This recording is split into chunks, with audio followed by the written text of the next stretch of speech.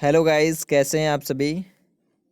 तो चलिए आज की इस वीडियो में हम डिस्कस करेंगे सामान्य ज्ञान से रिलेटेड 35 मोस्ट इम्पोर्टेंट क्वेश्चनों को, जिसके लिए आप सभी को 20 मिनट का समय दिया जा रहा है।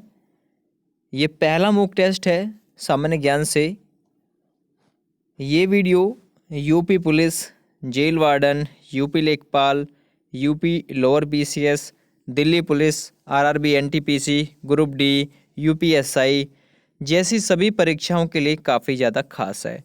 रोज़ाना शाम के समय मैं आप सभी को एक मॉक टेस्ट सीरीज़ के तौर पर दूंगा, ठीक है। और इससे पहले रोज़ाना 5 बजे आप सभी को हिंदी की वीडियो दी जा रही है टेस्ट के रूप में, ठीक है, जिसमें 37 क्वेश्चनों का टेस्ट मैं आप सभी का रोज़ाना कराता हूँ, ठीक है। जी के आज 35 रखे हैं, कल थोड़े इससे ज़्यादा रख लेंगे, ठीक है भाई। और क्वेश्चन के अनुसार आप सभी को मौका दिया जाएगा कि आप लोग भी अपने आंसर हमें भेज सकें। जो भी टॉप स्कोरर होगा, जिस भी टेस्ट का होगा, ठीक है, उसका नाम अगली वीडियो में हम बिल्कुल दोस्तों ज़रूर लेंगे। याद रखिएगा ये भी चीज़, ठीक है भाई, कि नाम बोलना भी ज़रूरी है आप सभी लोगों का। 35 सवाल हैं, 20 मिनट का समय है, तो आइए डिस्कस करते हैं। यदि ये वीडियो आपको अच्छी लगे तो प्लीज़ शेयर करिएगा, लाइक करिएगा वीडियो को, और यूट्यूब चैनल को सब्सक्राइब भी कर लीजिएगा। सबसे पहला सवाल है आपके सामने, तो वो है वायुदाब मापने की यूनिट क्या है, यानी वायुदाब मापने की इकाई क्या है दोस्तों। कमेंट करिएगा, आपके कमेंट का बेसब्री से इंतजार रहता है। तो दोस्तों वायुदाब मापने की इकाई क्या है, वो है बैरोमीटर। यदि आपने आंसर दिया है ए ऑप्शन, तो बिल्कुल सही आंसर है आपका, ठीक है। एक चीज़ और नोटिस करिएगा दोस्तों, यहाँ पर है पास्कल। ये दाब का मात्रक होता है। ये वायुदाब है, वायुदाब मापने की यूनिट क्या है, बैरोमीटर, ठीक है भाई। और ये जो पास्कल है दोस्तों, ये क्या है, तो ये है दाब का मात्रक। याद रखिएगा, ठीक है। दाब का मात्रक पूछ सकता है आपसे एग्जाम में, तो वो होता है पास्कल। ये बाइट क्या है दोस्तों, बाइट ये कंप्यूटर में होती है बाइट, ठीक है, याद रखिएगा। चलिए अब डिस्कस करते हैं सवाल नंबर 2। सवाल नंबर 2 है, एक फैदम में कितने फीट होते हैं। बहुत ही उपयोगी क्वेश्चन है, पूछा हुआ क्वेश्चन है। एक फैदम में कितने फीट होते हैं।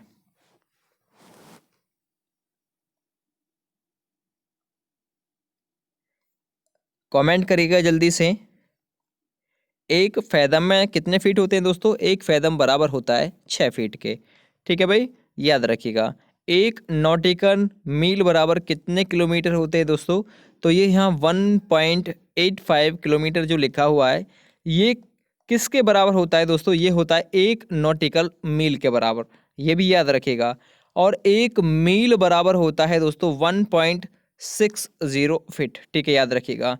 1.60 किलोमीटर होता है किसके बराबर, वो होता है एक मील के बराबर। और ये जो 12 इंच लिखा हुआ है दोस्तों, ये किसके बराबर होता है, एक फीट के बराबर।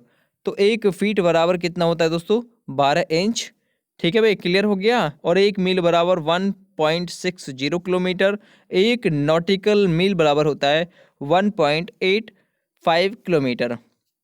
तो यहाँ से हमने 4 क्वेश्चंस कवर किए हैं, याद रखिएगा ये चीज़। अगला क्वेश्चन है, किस द्रव में अधिक श्यानता होती है। देखिएगा, ये जो श्यानता है दोस्तों, इसका मतलब क्या होता है, इसका मतलब होता है गाढ़ेपन से, ठीक है। यानी कौन सा जो द्रव है दोस्तों वो गाढ़ा होता है, या फिर किस द्रव में अधिक श्यानता होती है, ठीक है। तो आप लोगों को गाढ़ा करके मैंने आंसर ही इसका बता ही दिया है। तो किस द्रव में अधिक श्यानता होती है दोस्तों, जितना गाढ़ा द्रव होगा उसमें उतनी श्यानता होगी, ठीक है, याद रखिएगा। अब ये जो श्यानता है किस किस में ज़्यादा होती है दोस्तों, नोटिस कीजिएगा। एक तो कोलतार, एक ग्लिसरीन, अगला शहद। ये सबसे ज़्यादा श्यान यानी कि गाढ़े द्रव हैं, याद रखिएगा, ठीक है। तो किस द्रव में अधिक श्यानता होती है, उनका नाम भी बताया। तो गाढ़ा द्रव है जिसमें अधिक श्यानता होती है, ठीक है, वो अधिक गाढ़ा होता है। और उनमें भी नाम बताया है मैंने, कोलतार, ग्लिसरीन, ठीक है, शहद, ये सभी शांत द्रव हैं, याद रखिएगा, इंपॉर्टेंट क्वेश्चन है। चलिए अब है सवाल नंबर 4। अगला है सवाल नंबर 4 दोस्तों, अभी तक कुल मिलाकर कितने तत्वों की खोज हो चुकी है, या फिर अभी तक कुल मिलाकर कितने तत्वों को ज्ञात किया जा चुका है। ये बहुत ही इंपॉर्टेंट क्वेश्चन है आपके प्रत्येक एग्जाम के लिए, चाहे आप तैयारी कर रहे हैं आईएएस लेवल, ठीक है, यूपी लोअर पीसीएस, यूपीएसएससी की किसी भी एग्ज़ाम की तैयारी कर रहे हैं, यूपी ट्रिपल एससी की तैयारी कर रहे हैं, एनटीपीसी, ग्रुप डी, किसी भी एग्ज़ाम की तैयारी कर रहे हो आप सभी, तो ये वीडियो आपके लिए काफ़ी ज़्यादा खास है। तो अभी तक कुल मिलाकर दोस्तों कितने तत्वों की खोज की जा चुकी है? कुल मिलाकर 118 तत्वों की खोज की जा चुकी है। इसमें से 118 में से 92 तत्व दोस्तों प्रकृति में पाए गए हैं, याद रखिएगा, ठीक है। कहाँ पर पाए गए हैं? 92 तत्व प्रकृति में पाए गए हैं। बाद बाकी दोस्तों कहाँ पर पाए गए हैं? कुछ अलग भी तत्वों का दोस्तों जो मिलान है वो हुआ है, याद रखिएगा। अगला क्वेश्चन कवर करेंगे, क्वेश्चन नंबर 5 है, पीएच पैमाने पर कितने अंक होते हैं? आप बताइए पीएच पैमाने पर कितने अंक होते हैं, और मैं आप लोगों को इतने टाइम में पीएच की फुल फॉर्म बता देता हूँ। पीएच की फुल फॉर्म होती है पोटेंशियल ऑफ हाइड्रोजन, ठीक है, पोटेंशियल ऑफ हाइड्रोजन होती है पीएच की फुल फॉर्म, ठीक है भाई। चलिए पीएच पैमाने पर कितने अंक होते हैं दोस्तों? उस पर होते हैं 0 से लेकर 14 तक। यदि आंसर किया है आपने बी ऑप्शन तो बिल्कुल सही आंसर है आपका। दोस्तों पीएच मान के बारे में थोड़ा सा जान लेते हैं। पीएच मान यदि 7 से कम हो तो वो जो अम्ल होता है, ठीक है, वो अम्लीय होता है, याद रखिएगा। जिसकी वैल्यू 7 से कम हो वो कैसा होता है? वो अम्लीय होता है। और जिसकी वैल्यू 7 से अधिक हो तो वो क्षारीय होता है, याद रखिएगा। पीएच की फुल फॉर्म पूछी जा सकती है तो उसकी फुल फॉर्म होती है पोटेंशियल ऑफ हाइड्रोजन। पैमाने पर अंक कितने होते हैं? 0 से लेकर 14 तक। एक क्वेश्चन आपके लिए डाल कर दे रहा हूं, पीएच पैमाने की खोज किसने की थी? आप लोग मुझे कमेंट करके बताएंगे पीएच पैमाने की खोज किसने की थी। क्लियर हो गया सवाल नंबर 5। अगला देखते हैं सवाल नंबर 6। वह कौन सा हैलोजन है जो प्रकृति में सबसे कम मात्रा में पाया जाता है, या फिर प्रकृति में सबसे कम मात्रा में उपलब्ध है, वो कौन सा हैलोजन है? Question number 6। कमेंट करके फटाफट कमेंट करो, फटाफट फटाफट। चलिए वह कौन सा हैलोजन है जो प्रकृति में सबसे कम मात्रा में उपलब्ध है? वो है दोस्तों आयोडीन। अब जो आयोडीन है दोस्तों, इसकी कमी से एक रोग होता है, वो कौन सा होता है? आयोडीन की कमी से गहंगा नामक एक रोग हो जाता है। तो ये भी पूछा जा सकता है कि गहंगा रोग किस विटामिन की कमी से होता है, ठीक है, या फिर गहंगा रोग जो होता है वो किसकी कमी से होता है?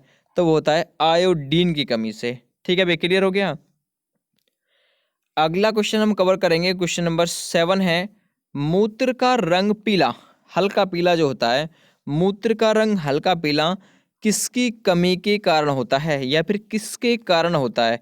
मूत्र का रंग पीला किसके कारण होता है, या फिर किसकी कमी के कारण होता है? 7 नंबर क्वेश्चन है, इंपॉर्टेंट क्वेश्चन है। राइट आंसर है यूरोक्रोम। यदि आंसर दिया है आपने सी ऑप्शन में, यूरोक्रोम के कारण मूत्र का रंग हल्का पीला हो जाता है। अब आप लोग एक चीज़ यहाँ से नोटिस कीजिएगा, मनुष्य दोस्तों एक दिन में 1.5 लीटर यानी कि 1.5 लीटर यानी 1.5 लीटर पेशाब करता है, यानी कि मूत्र दोस्तों 1.5 लीटर डेली या फिर रोजाना इतना दोस्तों पेशाब वो कर देता है, ठीक है, याद रखिएगा। मूत्र का पीएच मान जो होता है वो 4.8 से लेकर 8.4 तक दोस्तों हो जाता है, याद रखिएगा, ठीक है। क्लियर हो गया। मूत्र का रंग हल्का पीला किसके कारण होता है? तो वो होता है यूरोक्रोम के कारण। अगला क्वेश्चन हम कवर करेंगे, नेक्स्ट है, बर्ड फ्लू पैदा करने वाले H5N1 वायरस का सबसे पहले पता कब लगाया गया, ठीक है। तो बर्ड फ्लू पैदा करने वाले वायरस का नाम क्या है? H5N1, ठीक है भाई। और इसका सबसे पहले जो पता लगाया गया था, कब लगाया गया था? इंपॉर्टेंट क्वेश्चन है दोस्तों ये भी। क्वेश्चन नंबर 8, जल्दी से कमेंट करके बताइएगा।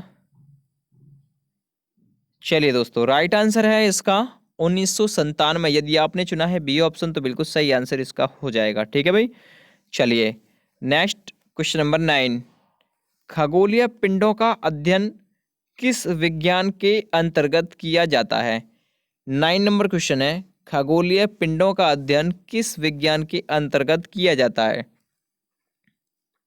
जब 10 क्वेश्चन हो जाएं तो आप लोग बताएंगे कि कितने सही हो गए। खगोलीय पिंडों का अध्ययन किस विज्ञान के अंतर्गत किया जाता है? तो वो किया जाता है दोस्तों खगोल शास्त्र। यदि आपने चुना है बी ऑप्शन तो बिल्कुल सही आंसर है भाई आपका। ठीक है भाई, खगोल शास्त्र के अंतर्गत। अगला क्वेश्चन कवर करेंगे, क्वेश्चन नंबर है 10। हड़प्पा की खोज किसने की? ठीक है भाई, हड़प्पा की खोज किसने की और कब की?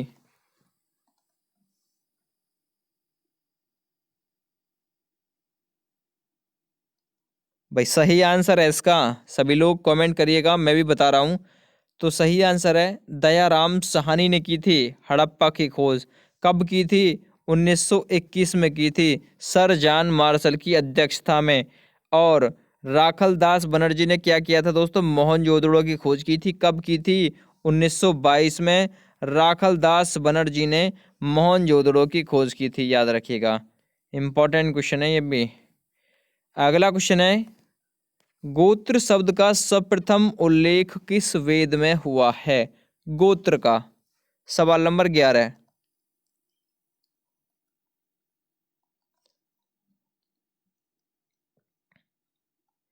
याद रखिएगा दोस्तों, गोत्र शब्द का सर्वप्रथम उल्लेख ऋग्वेद में हुआ है। याद रखिएगा, इंपॉर्टेंट क्वेश्चन है।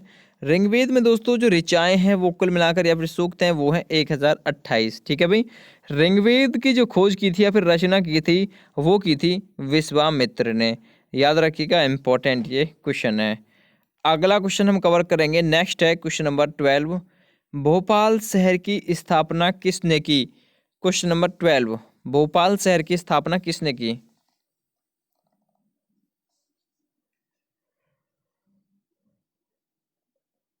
सही आंसर है दोस्तों, भोपाल शहर की स्थापना की थी राजा भोज ने। इंपॉर्टेंट क्वेश्चन है, बी ऑप्शन इसका बिल्कुल सही आंसर है। अगला सवाल है, शक संवत कब प्रारंभ हुआ? शक संवत कब प्रारंभ हुआ? जिससे रिलेटेड है दोस्तों हमारे पांचांग, हमारे जो कैलेंडर है। ठीक है, तो शक संवत ये कब प्रारंभ हुआ था? सही आंसर हो जाएगा दोस्तों 78 ईस्वी में। ठीक है, 78 ईस्वी में क्या हुआ था? शक संवत प्रारंभ। 57 ईस्वी में क्या हुआ था दोस्तों? 57 में विक्रत संवत शुरू। और हिजरी संवत कब हुआ था दोस्तों? 622 में। तो तीनों दोस्तों कुल मिलाकर मैंने आपको बता दिए हैं, इंपॉर्टेंट है, एक एक पॉइंट। चलिए अगला सवाल है, सवाल नंबर अब आपके लिए 14। पैगंबर मोहम्मद साहब का जन्म कहाँ पर हुआ था? ठीक है, पैगंबर मोहम्मद साहब का जन्म कहाँ हुआ था? आपको इतना तो पता होगा, मक्का मदीना में हुआ था। अब मक्का मदीना है कहाँ पर?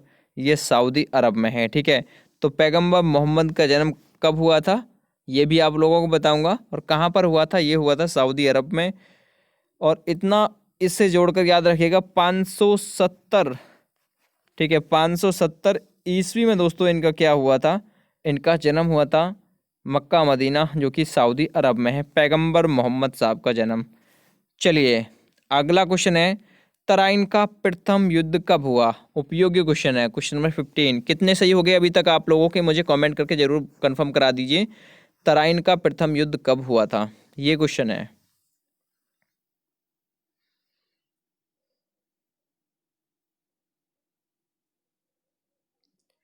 सही आंसर है, तराइन का प्रथम युद्ध दोस्तों 1191 में हुआ था, और दूसरा युद्ध 1192 में हुआ था। ये किस किस के बीच हुआ था? पृथ्वीराज चौहान और मोहम्मद गोरी के बीच तराइन का जो पहला युद्ध 1191 में हुआ था, इसमें पृथ्वीराज चौहान ने मोहम्मद गोरी को हरा दिया था। लेकिन एक साल बाद ही 1192 में तराइन का द्वितीय युद्ध हुआ था, जिसमें पृथ्वीराज चौहान को हार का सामना करना पड़ा था, यानी मोहम्मद गोरी विजयी हो गया था दूसरे वाले युद्ध में। अगला क्वेश्चन कवर करेंगे, नेक्स्ट है क्वेश्चन नंबर 16। द्वितीय आंग्ल मैसूर युद्ध किस संधि के तहत समाप्त हुआ? ठीक है, कौन सी संधि हुई थी द्वितीय आंग्ल मैसूर युद्ध, जिस संधि के तहत समाप्त हुआ?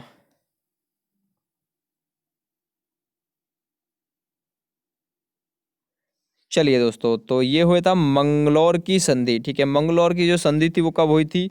1784 में। और उसी के तहत जो 1784 में मंगलौर की संधि हुई थी, द्वितीय आंग्ल मैसूर युद्ध समाप्त हुआ था। 1799 में दोस्तों ये लगभग शुरू हुआ था। अगला क्वेश्चन है, द बंगाल गजट पत्रिका का संपादक कौन था? बंगाल गजट पत्रिका का संपादक कौन था? सवाल नंबर 17।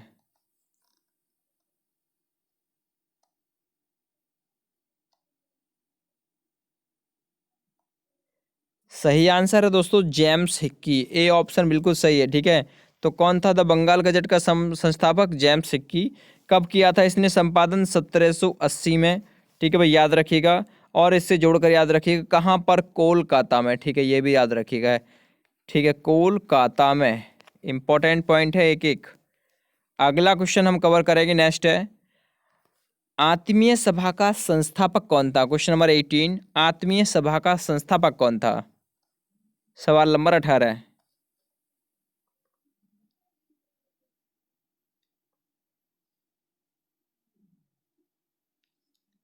सही आंसर है राजा राम मोहन राय थे दोस्तों आत्मीय सभा के संस्थापक। और कब की गई थी आत्मीय सभा की स्थापना? ये भी याद रखिएगा, 1815 में की गई थी। 1815 में राजा राम मोहन राय के द्वारा आत्मीय सभा की स्थापना की गई थी। इंपॉर्टेंट पॉइंट है, याद रखिएगा। अगला क्वेश्चन है क्वेश्चन नंबर 19, बंगाल का विभाजन किस वर्ष हुआ? ये जो इम्पोर्टेंट क्वेश्चन है, ये लगभग 10 बार पूछा गया। अभी बंगाल का विभाजन किस वर्ष हुआ? बहुत ही उपयोगी क्वेश्चनों की ये वीडियो है आप सभी के लिए। तो बंगाल का विभाजन किस वर्ष हुआ था दोस्तों? 1905 में हुआ था। ठीक है, याद रखिएगा। किसके समय में? अंग्रेजी गवर्नर कौन था? तो वो था लॉर्ड कर्जन। ठीक है, कर्जन के समय में, लॉर्ड कर्जन के समय में बंगाल का विभाजन 1905 में हुआ था, याद रखिएगा। अगला पॉइंट, मुस्लिम लीग का गठन कब हुआ, या फिर मुस्लिम लीग की स्थापना कब हुई? इंपॉर्टेंट क्वेश्चन है।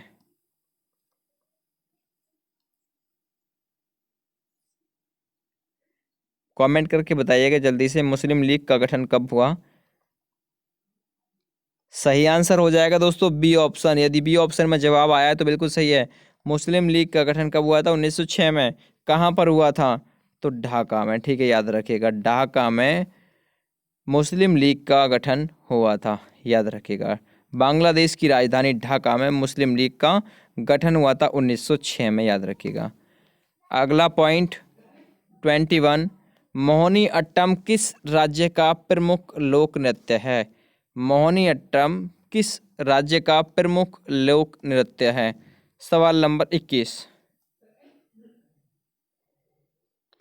देखिएगा, मोहिनी अट्टम दोस्तों तमिलनाडु का भी है, दूसरा केरल का भी है। तो केरल सही आंसर है। केरल का दोस्तों कथकली भी है, उड़ीसा का ओडिसी है, आंध्र प्रदेश का कुचिपुड़ी है, और राजस्थान का, आप लोग क्या बताएंगे, राजस्थान का घूमर भी है। याद रखिएगा, ये भी प्रमुख लोक नृत्य हैं। तो क्लियर हो गया, एक एक का मतलब एक एक का क्लियर कराया है आप सभी को। अगला क्वेश्चन करेंगे हम 22 नंबर, भारतीय नागरिकों के लिए मौलिक अधिकारों का वर्णन संविधान के किस अनुच्छेद में दिया गया है? मौलिक अधिकारों का, जो कि दोस्तों कहाँ से लिए गए? अमेरिका से लिए गए हैं हमारे मौलिक अधिकार। इनका जो वर्णन है संविधान के किस आर्टिकल में, किस अनुच्छेद में दिया गया है? सवाल नंबर 22। कमेंट करके बताइएगा जल्दी से। राइट आंसर हो जाएगा 12 से 35 में दिया गया है। बी ऑप्शन सही है इसका। कितने सही हो गए, कितने सही हो गए, जल्दी से कमेंट करके बता दीजिए। अगला सवाल है सवाल नंबर 23, राष्ट्रपति संविधान के किस अनुच्छेद के अंतर्गत राष्ट्रीय आपात की स्थिति घोषित कर सकता है? इंपॉर्टेंट क्वेश्चन, पूछा हुआ क्वेश्चन है ये। राष्ट्रीय आपात की स्थिति राष्ट्रपति किस अनुच्छेद के तहत घोषित कर सकता है? राष्ट्रीय आपात कब लगता है दोस्तों? 352, यानी कि 352 की जो कंडीशन है वो किससे संबंधित है? राष्ट्रीय आपात से। और ये जो 360 की कंडीशन है दोस्तों, ये वित्तीय आपात से है। और 356 में होता है दोस्तों राष्ट्रपति शासन, याद रखिएगा। ठीक है, अगला पॉइंट है क्वेश्चन नंबर 24, संविधान के किस अनुच्छेद के अंतर्गत राष्ट्रपति द्वारा महान्यायवादी की नियुक्ति की जाती है? महान्यायवादी की जो नियुक्ति की जाती है राष्ट्रपति के द्वारा किस आर्टिकल के तहत की जाती है? चलिए कमेंट करके बताइए जल्दी से। सवाल नंबर 24 है, कुल मिलाकर 35 इंपॉर्टेंट क्वेश्चन है विद फैक्ट। तो लगभग दोस्तों ये क्वेश्चन हो जाएंगे आपके 100 प्लस विद फैक्ट लगाकर। ठीक है, 35 क्वेश्चन है और एक एक के 2 से 3 से 4 फैक्ट आप सभी को बता के चल रहा हूँ। तो लगभग 100 क्वेश्चन के कवर, मतलब कुछ 100 क्वेश्चन के करीब क्वेश्चन आपके कवर हो जाएंगे। ठीक है, तो संविधान के किस अनुच्छेद के अंतर्गत राष्ट्रपति द्वारा महान्यायवादी की नियुक्ति की जाती है? वो है आर्टिकल 76। अब 108 में क्या है दोस्तों? 108 में राष्ट्रपति को संयुक्त अधिवेशन यानी संसद का संयुक्त अधिवेशन बुलाने की शक्ति है। 110 में दोस्तों क्या है? तो 110 में है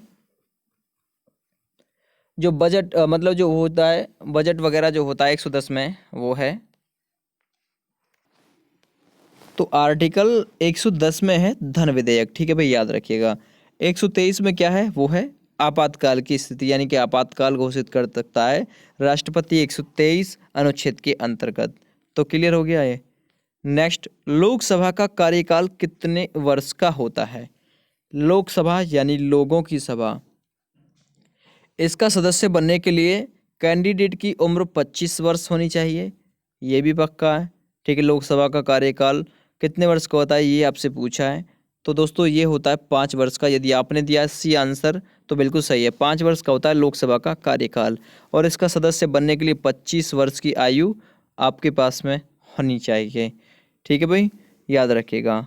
चलिए अगला क्वेश्चन हम कवर करेंगे, इटली की मुद्रा का नाम क्या है? इंपॉर्टेंट क्वेश्चन है, इटली की मुद्रा का नाम क्या है? ये क्वेश्चन चर्चा में है इसलिए आप सभी को करा रहा हूं। इटली की मुद्रा का नाम क्या है दोस्तों? पहले जो इटली की मुद्रा थी वो थी लीरा, लेकिन लीरा नहीं होकर वर्तमान मुद्रा है अब इसकी यूरो। तो आप लगाएंगे इटली की मुद्रा का नाम क्या है? यूरो। ठीक है भाई। चलिए अगला क्वेश्चन हम कवर करेंगे, राष्ट्रीय अंगूर अनुसंधान केंद्र कहाँ पर है? क्वेश्चन नंबर 27, राष्ट्रीय अंगूर अनुसंधान केंद्र कहाँ पर है? 27 नंबर क्वेश्चन। चलिए राष्ट्रीय अंगूर अनुसंधान केंद्र दोस्तों, इसके लिए आंसर आपने दिया यदि सी ऑप्शन में तो बिल्कुल सही है, पुणे महाराष्ट्र में है। अगला क्वेश्चन है, मैकमोहन रेखा किस किस देश के बीच है? ठीक है, मैकमोहन रेखा किस किस देश के बीच है? सवाल नंबर 28।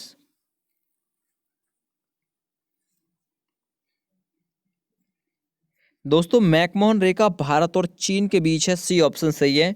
और इस रेखा का निर्धारण 1914 ईस्वी में किया गया था। इस क्वेश्चन का आंसर आपका सी था।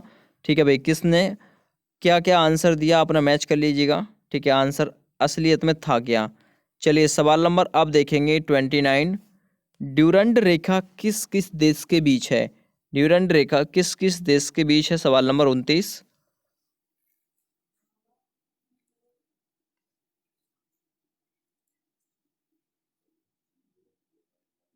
सही आंसर है पाकिस्तान एवं अफगानिस्तान के बीच है ड्यूरेंड रेखा।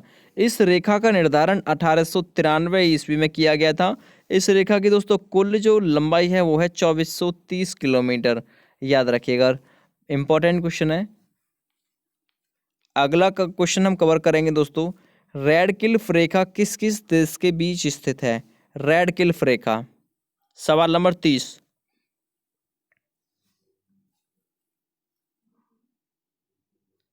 चलिए सही आंसर है भारत एवं पाकिस्तान के बीच है दोस्तों। सर रेड क्लिफ के द्वारा ये निर्धारित की गई थी और इस रेखा का निर्धारण जो किया गया था 17 अगस्त 1947 को भारत और पाकिस्तान के बीच किया गया था रेड क्लिफ रेखा का निर्धारण।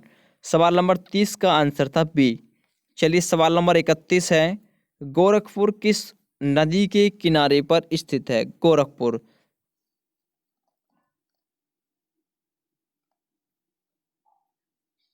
सही आंसर है दोस्तों गोरखपुर राप्ती नदी के किनारे पर स्थित है। ए ऑप्शन बिल्कुल सही आंसर इसका हो जाएगा।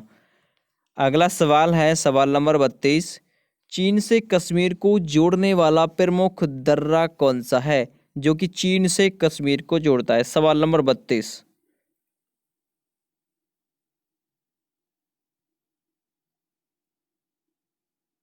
सही आंसर है डी ऑप्शन। यदि आपने चुना है काराकोरम दर्रा, ठीक है, तो वो बिल्कुल सही आंसर इसका हो जाएगा डी ऑप्शन। ठीक है भाई, चलिए अगला क्वेश्चन, सवाल नंबर 33, भाखड़ा नागल बांध किस नदी पर है? भाखड़ा नागल बांध किस नदी पर है? सवाल नंबर 33।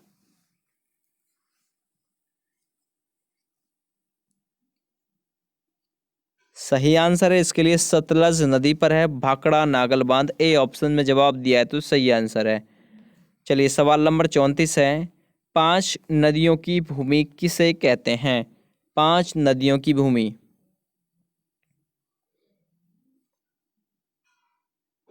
सही आंसर है 5 नदियों की भूमि कहते हैं दोस्तों पंजाब को। बी ऑप्शन बिल्कुल सही आंसर इसका हो जाएगा। अगला सवाल है सवाल नंबर 35, सौर मंडल के ऐसे कौन से ग्रह हैं जिनका कोई उपग्रह नहीं है? सौर मंडल में दोस्तों कुल मिलाकर 8 ग्रह हैं और सौर मंडल का प्रधान जो माना जाता है, सौर प्रधान, वो माना जाता है सूर्य को। ठीक है, सूर्य क्या है? सूर्य दोस्तों एक तारा है और सूर्य की ऊर्जा देने की जो उम्र रखी गई है वो लगभग वो 5 बिलियन वर्ष के करीब रखी गई है। सौर मंडल के ऐसे ग्रह कौन से हैं जिनका कोई उपग्रह नहीं है? तो दोस्तों वो बुध एवं शुक्र हैं, यानी कि दोनों बिल्कुल सही आंसर हो जाएगा। बुध सौरमंडल का सबसे छोटा ग्रह है और सबसे चमकीला ग्रह दोस्तों शुक्र है। भोर का तारा, शाम का तारा, ठीक है, पृथ्वी की बहन, ये सभी शुक्र के लिए कहा जाता है। जो दोस्तों बुध है ये मात्र 88 दिन में सूर्य की परिक्रमा कर देता है। तो आज के ये जो 35 क्वेश्चन है आप सभी को जो कराए गए हैं, मोस्ट इंपॉर्टेंट क्वेश्चन है, आप सभी को विद आंसर्स कराए गए हैं। आंसर बिल्कुल क्वेश्चन के नीचे दे रखा है। इसकी पीडीएफ फाइल भी आप लोग डाउनलोड कर सकते हैं और इस टेस्ट को बाद में भी कर सकते हैं। ये वीडियो आपको कैसी लगी मुझे ज़रूर बताएं, अपना फीडबैक ज़रूर दें हमें। साथ ही एक शेयर, एक लाइक इस वीडियो को ज़रूर करें। रोज़ाना आप सभी को अब यहाँ से एक मॉक टेस्ट जीके का डेली दिया जाएगा। फिलहाल thank you and bye bye.